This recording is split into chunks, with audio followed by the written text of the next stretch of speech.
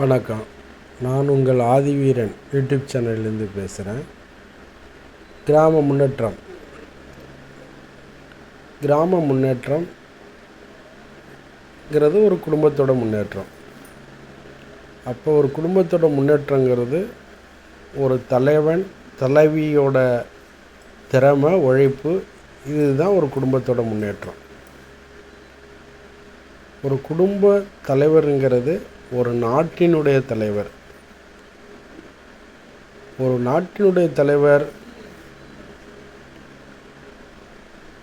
இன்னொரு நாட்டிட்ட கடன் வாங்கினா என்ன நிலைமை, எவ்வளோ அடிமைத்தனம் ஆகுமோ, அதே மாதிரி ஒரு குடும்ப தலைவர் மற்றவங்கள்ட்ட கடன் வாங்கும் போது அது பொறுப்பான கடனாக வாங்கி அதை முறையாக பயன்படுத்தி பொருளாதாரம் ஈட்டி கடன் அடைச்சி பொருளாதார வளர்ச்சியில் வளர்ந்து நம்ம கடன் கொடுக்குற அளவுக்கு மாறிட்டோம்னா அது ஒரு குடும்ப தலைவர், ஒரு அங்கீகரிக்கப்பட்ட தலைவர், திறமையான தலைவர்.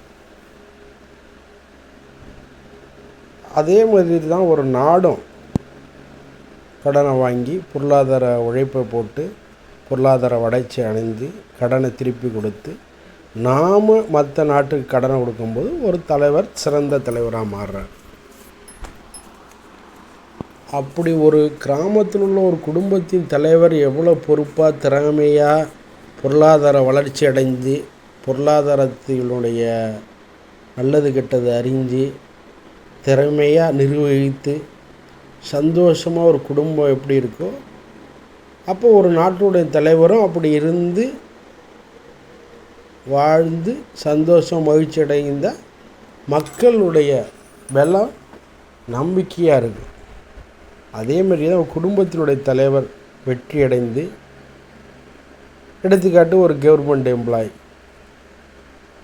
ஒரு அதிகாரி, ஒரு நம்பிக்கை, அந்த குடும்பத்தோட நம்பிக்கை, பொருளாதார நம்பிக்கை,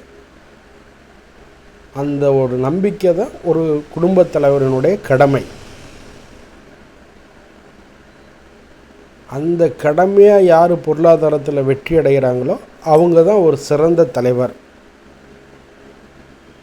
அந்த பொருளாதாரத்தை பற்றி தான் இந்த ஆதிவீரன் யூடியூப் சேனலில் உங்களுக்கு தெளிவாக நான் விளக்கம் கொடுக்க போகிறேன்.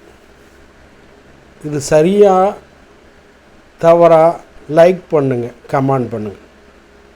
ஓகே, நன்றி.